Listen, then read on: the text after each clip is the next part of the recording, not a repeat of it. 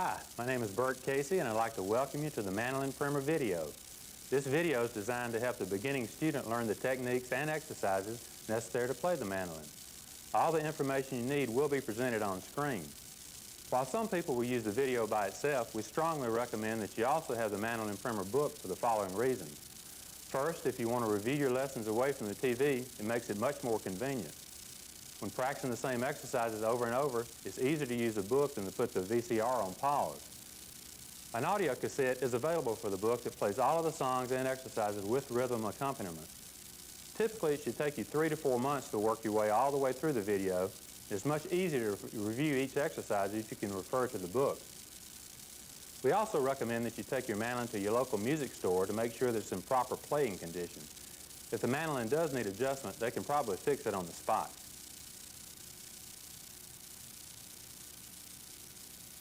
At first, you'll be playing the mandolin sitting down. You'll want to use a straight back chair and sit with good posture. Sit erect with both feet on the floor and the mandolin resting on your lap. The mandolin should be braced against your stomach with the right forearm so that the mandolin neck doesn't move around when you change hand position. Your right hand should be positioned between the bridge and the end of the fretboard so that the pick strikes the strings right in here. A lot of beginners tend to lean the mandolin over sideways so that they can see the neck and the strings better. This is a bad habit to get into. Keep the mandolin vertical and you'll be able to see just fine. We'll now tune the mandolin. This is a very important step and should be done every time you pick up the mandolin because they go out of tune very easily. If it's not in tune, it just won't sound right. The mandolin has 8 strings which are tuned in pairs, and we'll refer to each pair of strings as a single string just to simplify things. We'll start with the 4th string of the mandolin, which is the one closest to your head. This is a G string. Pick the G string with a downstroke towards the floor to produce a G note.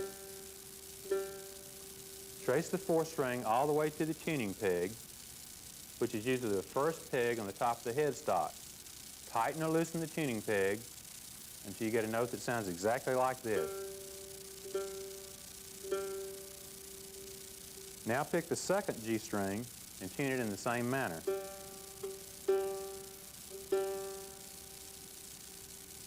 The 3rd strings are D strings. Pick the D string and adjust the tuning peg until you get a note that sounds exactly like this. Now tune the 2nd D string. The 2nd strings are A strings. Tune the 2nd A string. The 1st strings are E strings. Also tune the 2nd E string.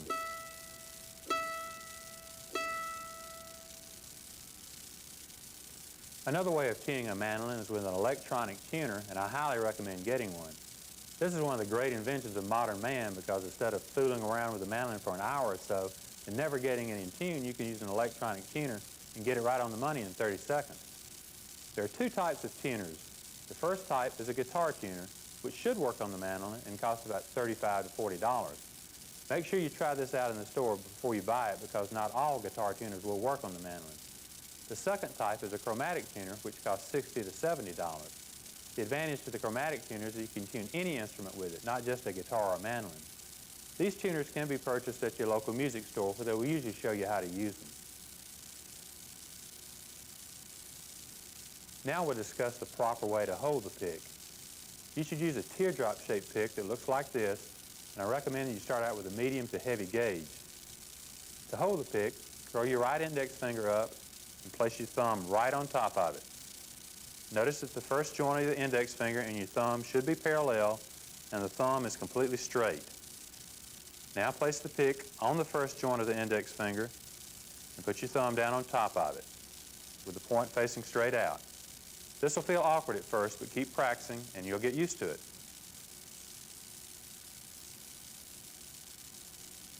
Now we're going to talk about right hand position.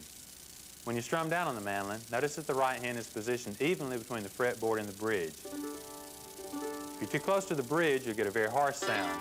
If you're too close to the fretboard, you get a very mellow sound, or you'll actually hit the fretboard. Position your hand evenly between the fretboard and the bridge. You shouldn't brace your hand in any way. Loosely ball the right hand and make sure you don't brace with your fingers or with the heel of your hand. When you pick the mandolin, hit one pair of strings at a time with a short downstroke.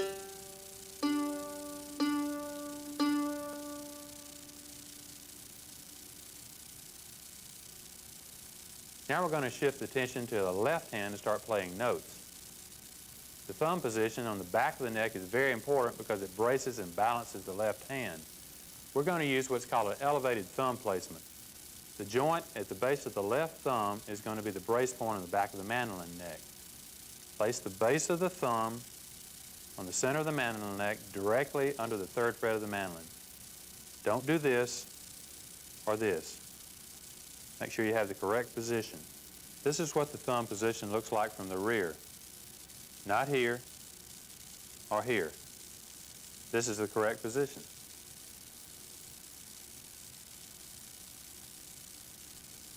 We're going to use the left and right hand technique we just worked on to play a G scale. And a quick reminder, we're going to refer to each pair of strings as a single string. Pick the G string, the one closest to the ceiling, with a downstroke to produce a G note.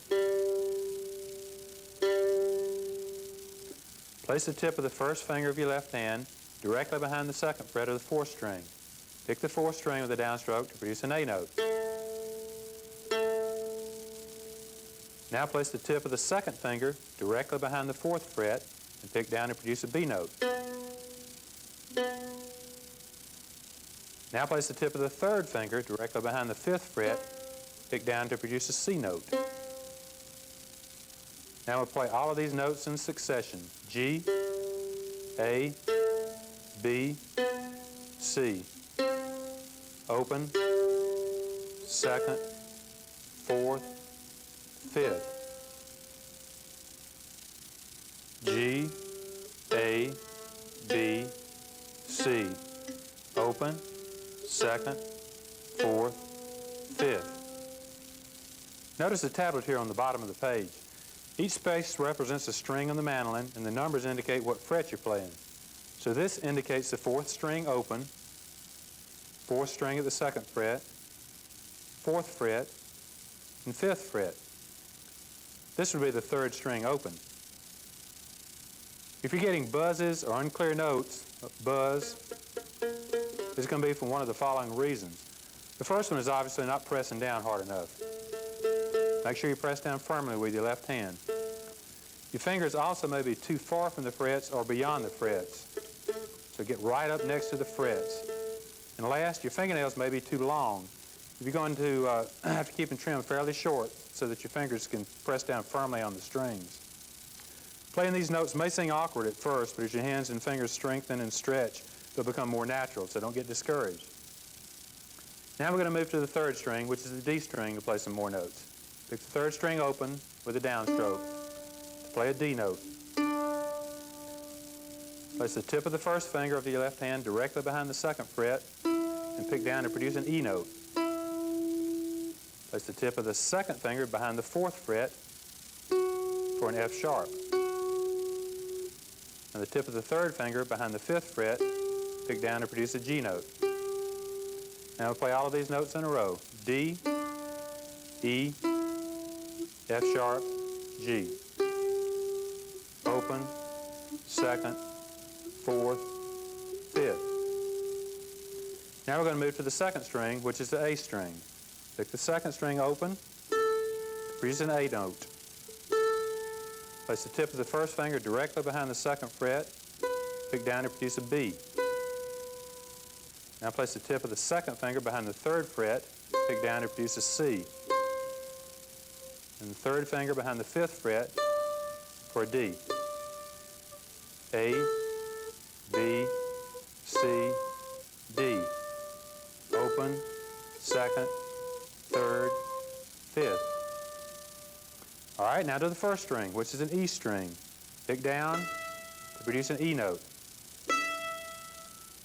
Place the 1st finger behind the 2nd fret for an F sharp. 2nd finger behind the 3rd fret for a G. Now play all 3 of these notes. E, F sharp, G. Open, second, third. Now let's play the complete G scale.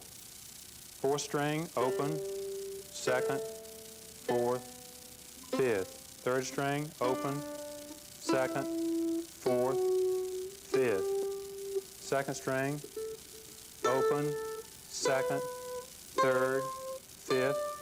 First string, open, second, third. Play all of these notes in the G scale with a smooth rhythm, giving each note an equal amount of time. I want to mention a couple of things before we move on. First, make sure you don't develop any bad habits when you first get started. It's real easy to develop sloppy technique, so what you have to do is stop about every minute or so, look at your right hand, make sure you're holding the pick correctly, make sure your right hand is in the correct position, that you're not bracing it, and that you're holding the mandolin properly. Next, look at your left hand. Check your thumb placement. Make sure your fingers are arched and that you're close to the frets. Pay real close attention to these details and your playing will continue to improve.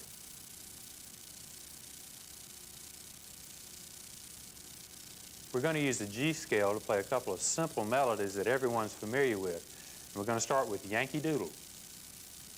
I'm going to give a 4-beat count off and then we'll start the song. Play along with me. 1, 2, 3, 4.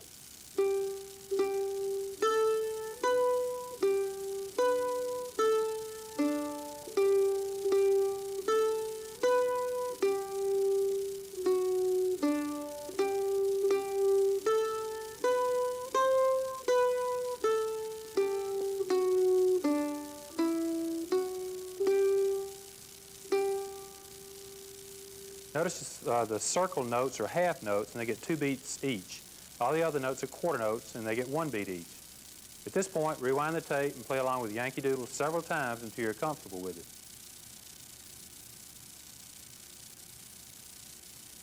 Here's another melody using the G scale that you should recognize, Oh Susanna. I'll give a 4-beat count off once again. 1, 2, 3, 4.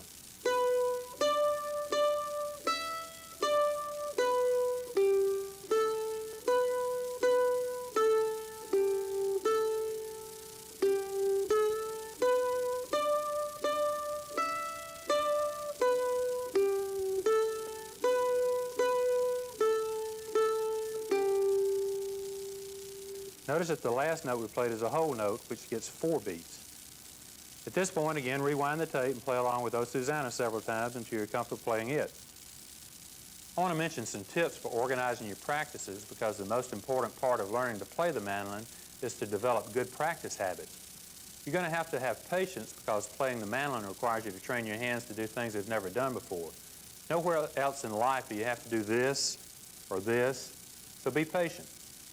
To give yourself a fair chance at playing the mandolin, commit yourself to practicing every day for at least 2 months. Practice at least 30 minutes a day and divide these sessions into 10 or 15-minute segments. Try to set up a routine so that you practice at the same time every day and get in the habit of practicing. Think of this as similar to an exercise program where you go work out at the same time every day.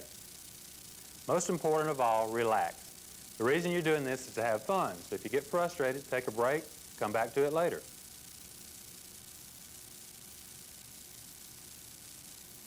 Up to this point, we've played everything with a downstroke. In order to play faster and with different rhythm patterns, we're going to start using downstrokes and upstrokes. Play the 4th string open using down and upstrokes like this. These are 8th notes and they get a half beat each, and they'll be counted 1 and 2 and 3 and 4 and. The same thing on the 3rd string. 1 and 2 and 3 and 4 and. 2nd string, 1 and 2 and 3 and 4 and. The 1st string, 1 and 2 and 3 and 4 and. Now we're going to take the G scale that we started with and we're going to play it using down and up strokes. 1, 2, 3, 4. Down, up, down, up, down, up, down, up, down, up, down, up, down, up, down. Once again, practice this several times until you feel comfortable playing it.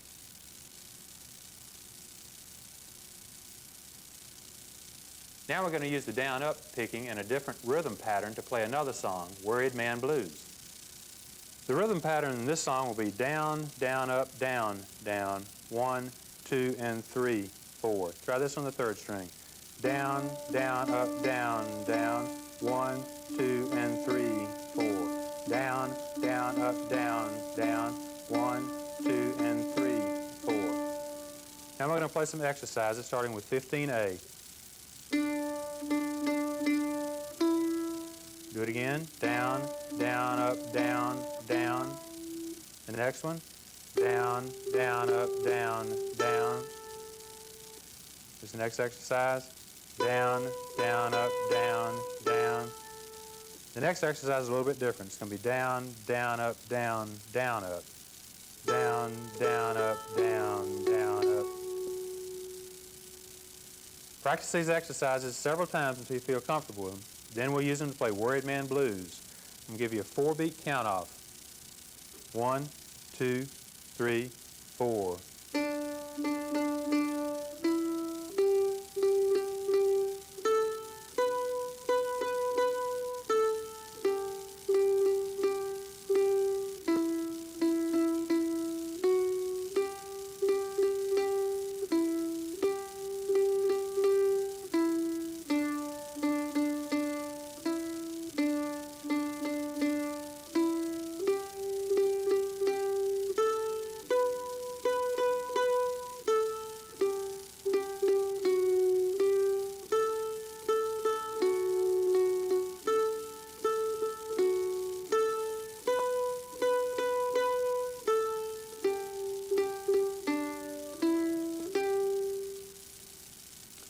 You should practice this song measure by measure. Get each measure correct before you move on to the next one. All right, now this is what it's going to sound like a little bit faster. 1, 2, 3, 4.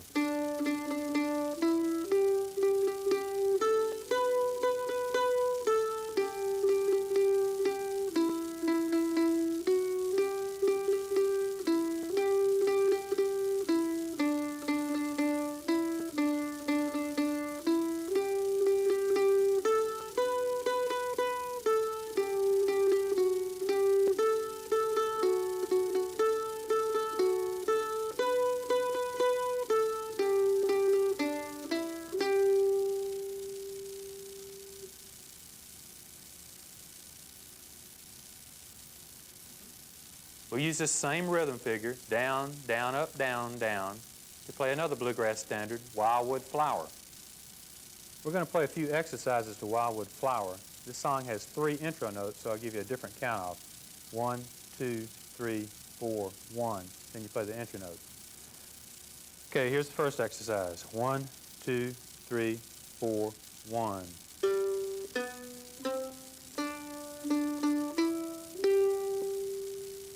Next exercise. Next. Once again, this next exercise is a little bit different rhythm pattern.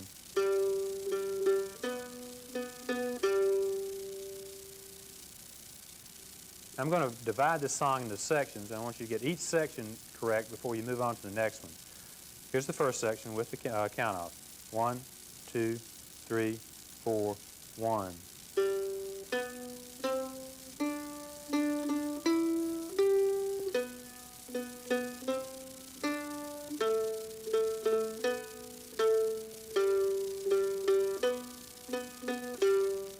The next section is exactly the same thing.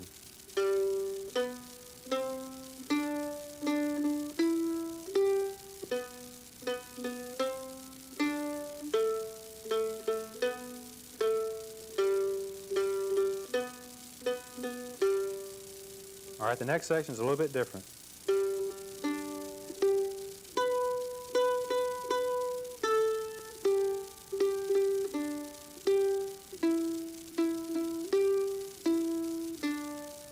And the last section is exactly the same as the first two.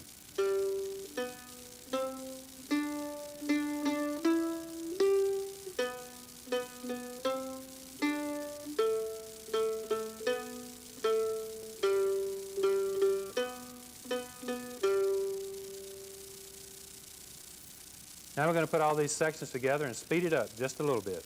1, 2, 3, 4, 1.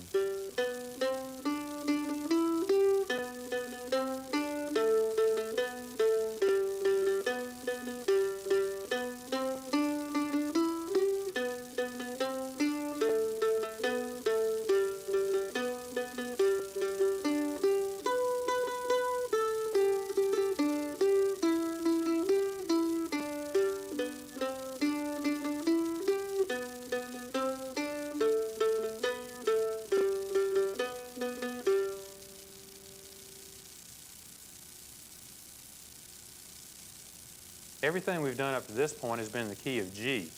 Now we're going to change keys, moving to the key of A to play the A scale.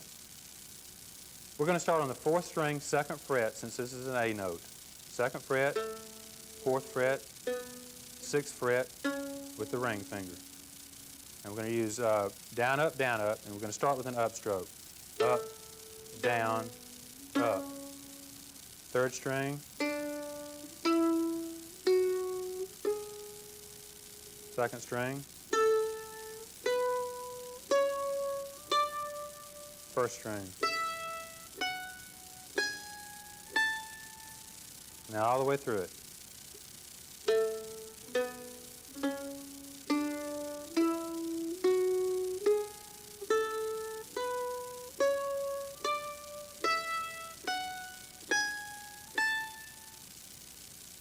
All right, now we're going to play it in reverse, starting with the highest note.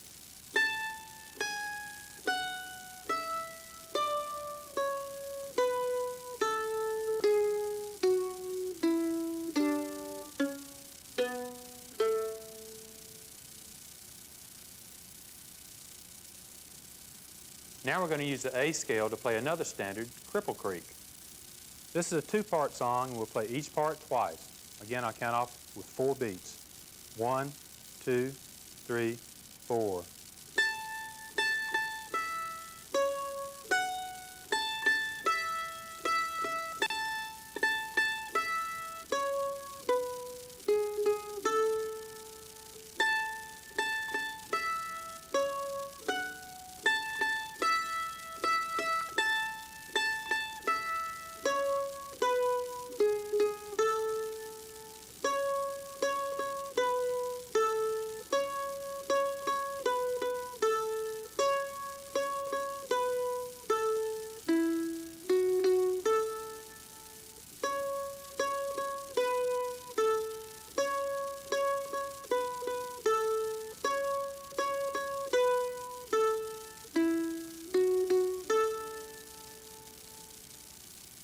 Let's stop for a second and review what we've learned so far. First, you should have memorized the notes in a G scale and an A scale and be comfortable playing 5 different songs from memory. Second, you should be comfortable playing both down and up strokes with the right hand. If you have any problems, rewind the video to that section and practice it again. When you feel comfortable with all of these techniques, proceed with the video.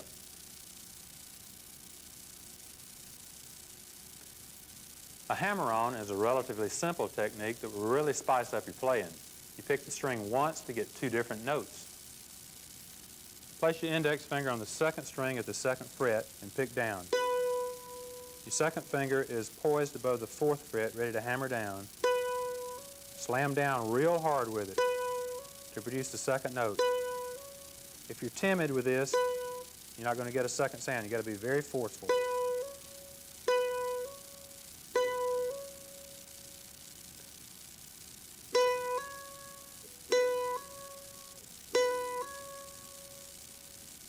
It's going to take a while to get used to this, so practice it several times. Now we're going to put the hammer on into 3 different exercises. Here's the first one on the 1st string. Notice that we follow the hammer on with a downstroke. Down, down, up. Okay, on the 2nd string and the 3rd string.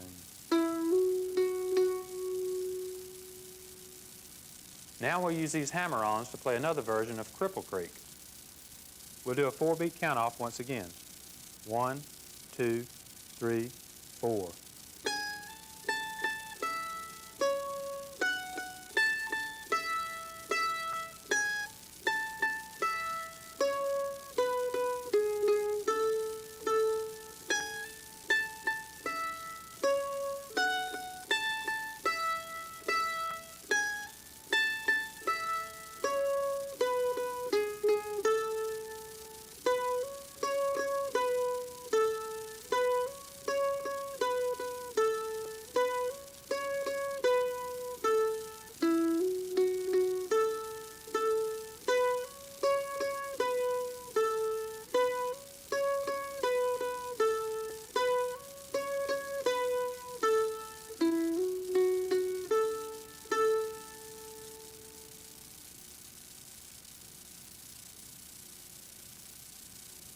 Using some similar hammer-ons, we're going to play John Hardy.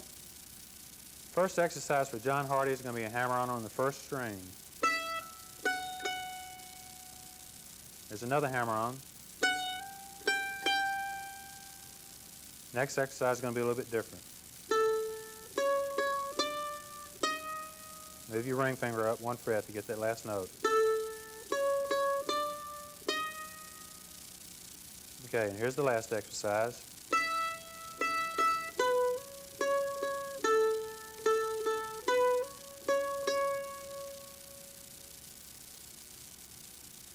All right, now we're going to put all these exercises together to play John Hardy. This has 3-note intro once again, so we'll do 1, 2, 3, 4, 1. 1, 2, 3, 4, 1.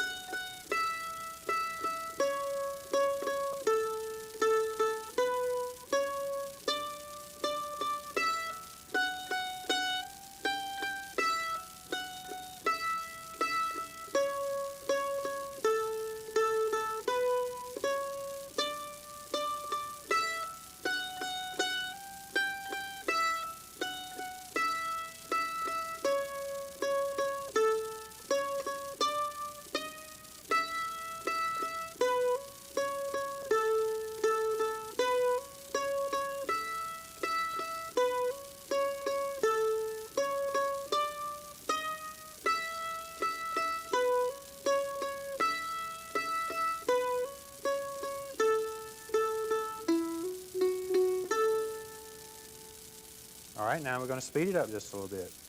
1, 2, 3, 4, 1.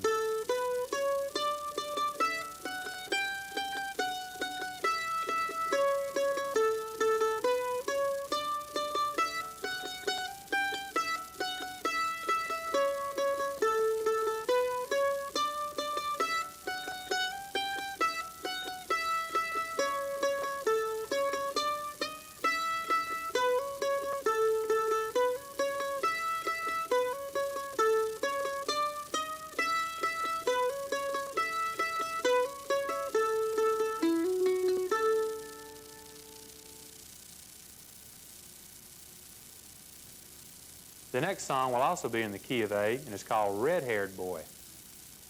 1, 2, 3, 4.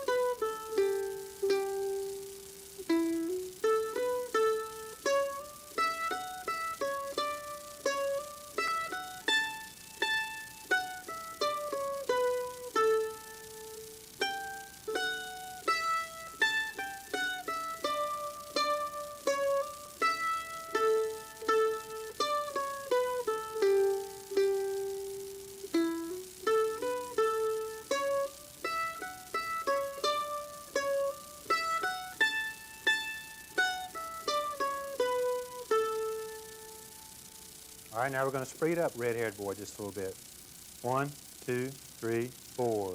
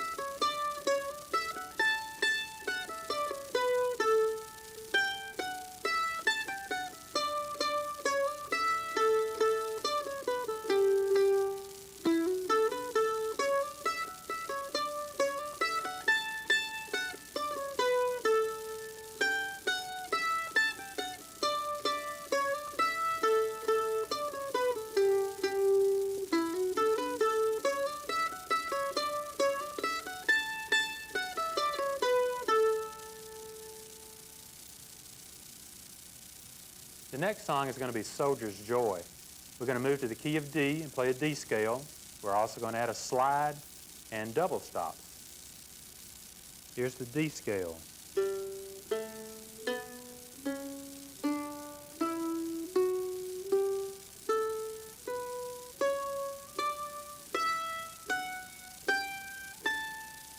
And in the reverse.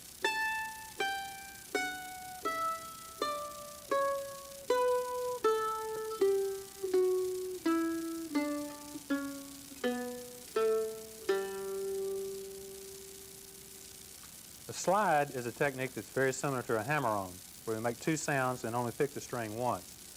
For the first sound, put your second finger on the second string, second fret. Pick it, and slide the finger up to the fifth fret. You have to press down, maintain the pressure all the way through the slide.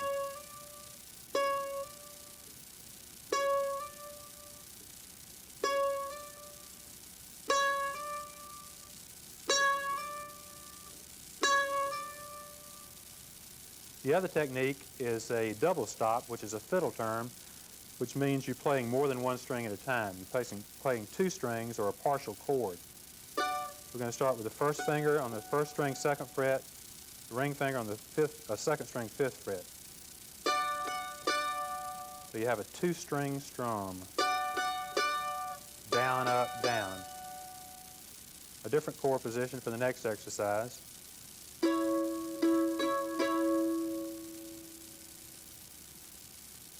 All right, the next exercise, we're going to combine a scale exercise with a slide.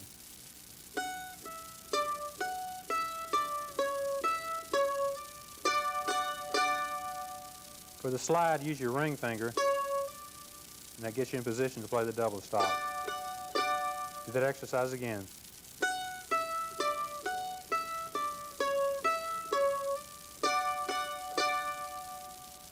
And we'll have one more scale exercise in this one.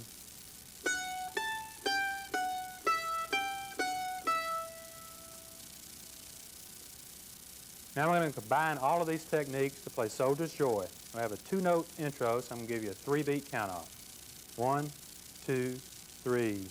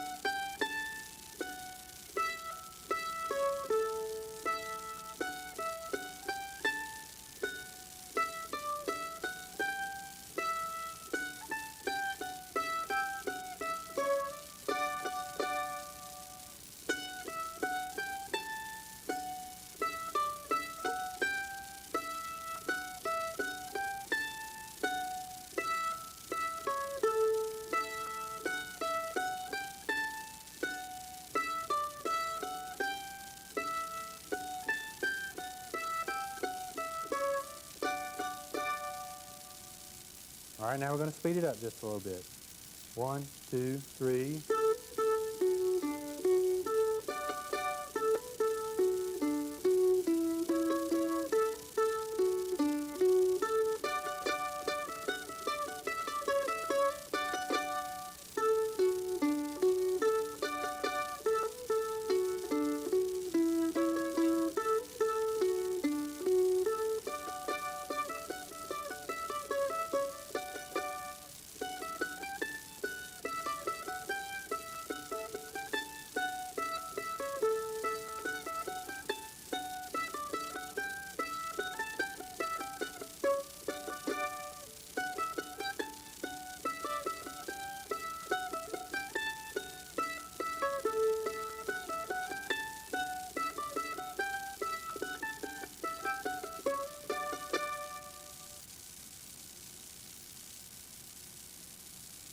The next song is also in the key of D, and it's called The 8th of January. This is an old fiddle tune that Jimmy Driftwood later added lyrics to called The Battle of New Orleans. Again, I'll give a 3-beat count off. 1, 2, 3.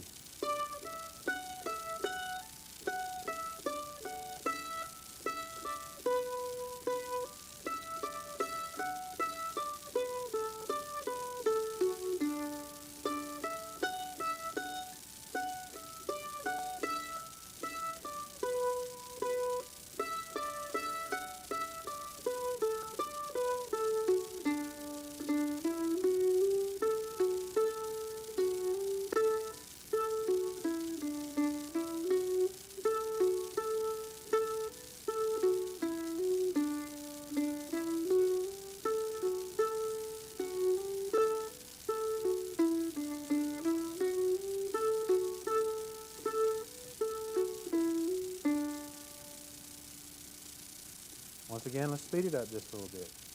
1, 2, 3.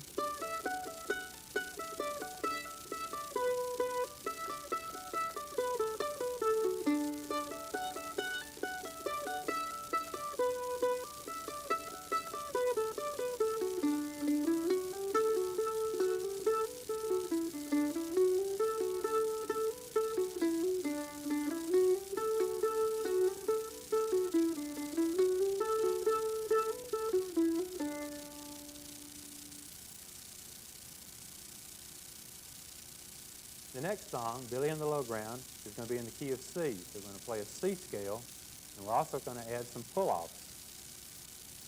Next up is a C scale.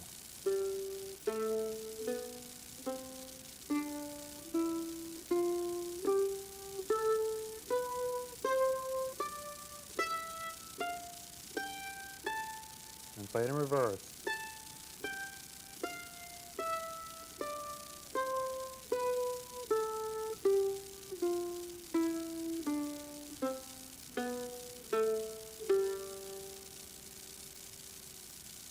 Pull-offs are the opposite of hammer-ons and help add a lot of variety to your playing. Like the hammer-on, you get two sounds while playing one note. We're going to start on the 4th string, 5th fret with a ring finger. Go ahead and put your 2nd finger on the 4th fret. Pick the 4th string, then pull the ring finger off.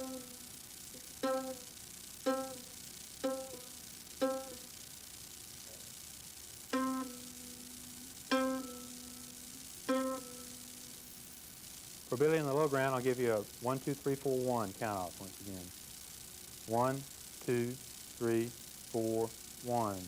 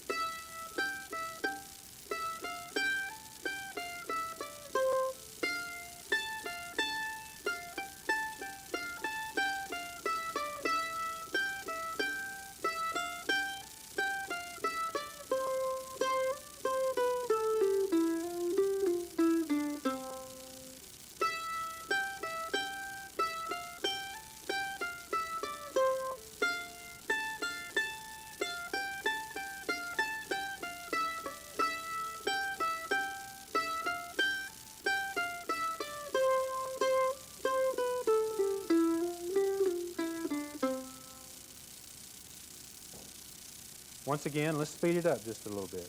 1, 2, 3, 4, 1.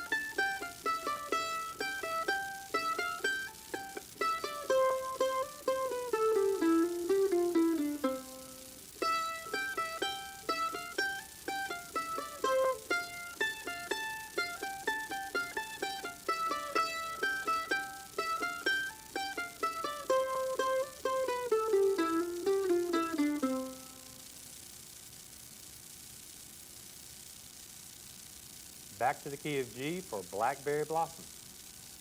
1, 2, 3, 4.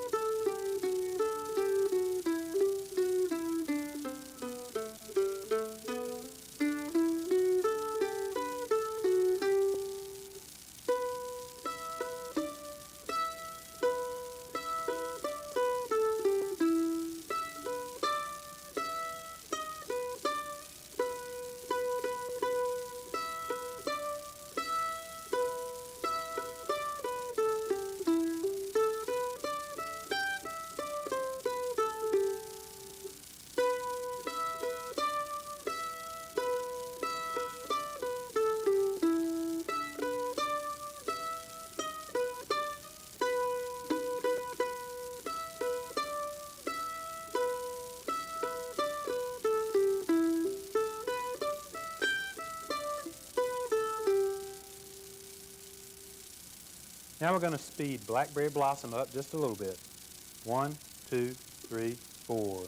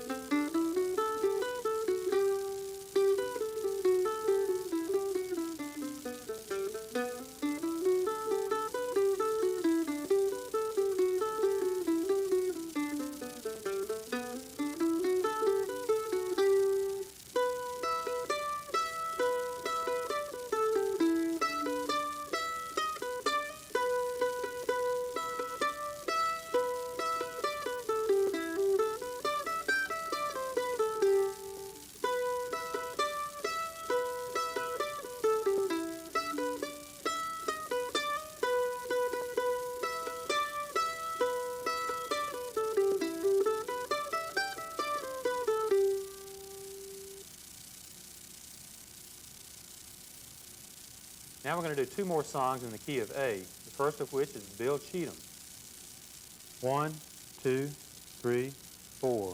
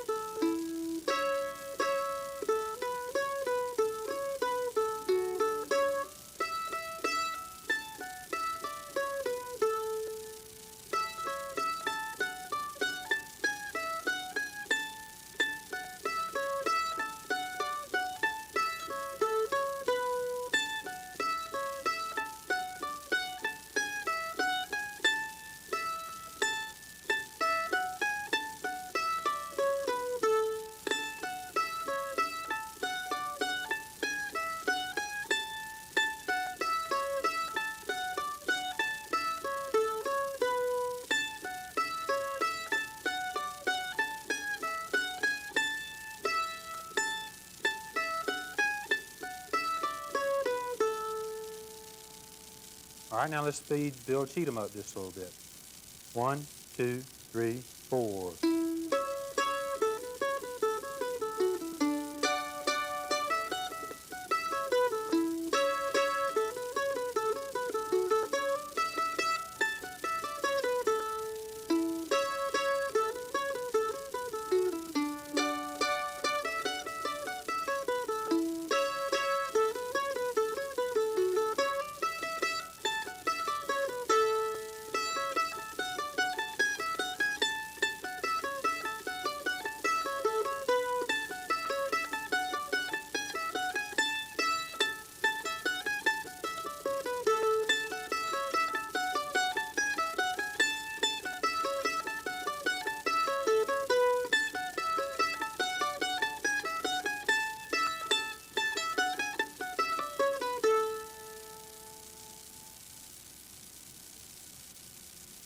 The next song is Sally Gooden.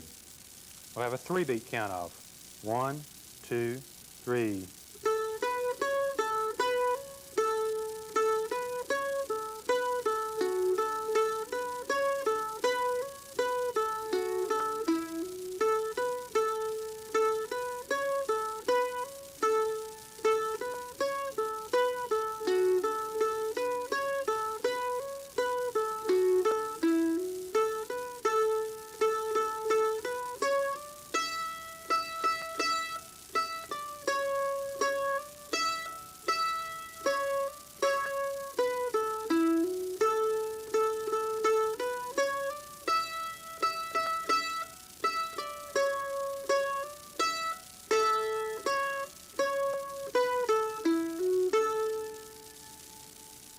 Let's speed Sally Gooden up a little bit.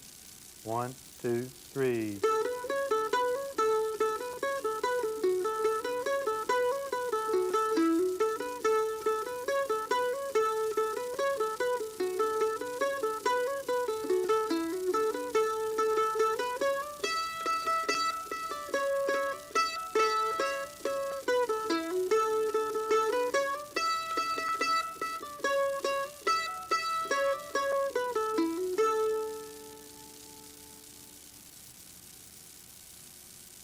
The mandolin plays a very important role in bluegrass music as a rhythm instrument to back up a vocalist or another lead instrument. To play rhythm, you need to know how to form chords. We're going to start with 3 chords, the G, C, and D chords. To form a G chord, put your second finger on the first string at the 3rd fret, first finger on the second string, the 2nd fret, stretch the ring finger down on the 3rd string to the 5th fret, and believe it or not, the little finger goes all the way down here on the 7th fret. Strum down on all 4 strings. That's a G chord. To play a C chord, you're going to take these 3 fingers, keep them in the same position, move them up 1 string. Then make sure you deaden the first string with this finger so that it doesn't sound. That's a C chord. Now what you need to do is practice changing between a G and a C. G, C, G, C. The next chord is a D chord. You're going to take the C chord, slide it up the neck 2 frets. That's a D chord. Make sure again that the first string is dead. Change between a G and a D. G, D, G, D. Next, you want to practice changing G, C, D, G, C, D. These chords are very awkward and they're very hard to play even if you've played the guitar for a while. So you're just going to have to practice these and keep practicing them every time you have a practice session. Spend at least 5 minutes on the chords and eventually you get to where you can play them. The advantage is with only 2 finger positions you can play all the major chords on a mandolin. Now when you strum the chords on a mandolin, you're going to produce what's called a chop. The mandolin plays the role of a snare drum in a bluegrass band, producing a chop on the 2nd and 4th beat, or on the back beat. To produce the chop, strum down on the strings, and then immediately release the pressure with the left hand while keeping the fingers on the strings. Same thing on a C. And on a D.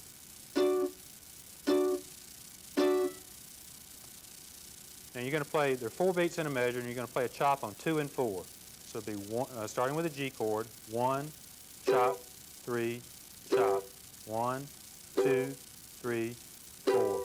1, 2, 3, 4.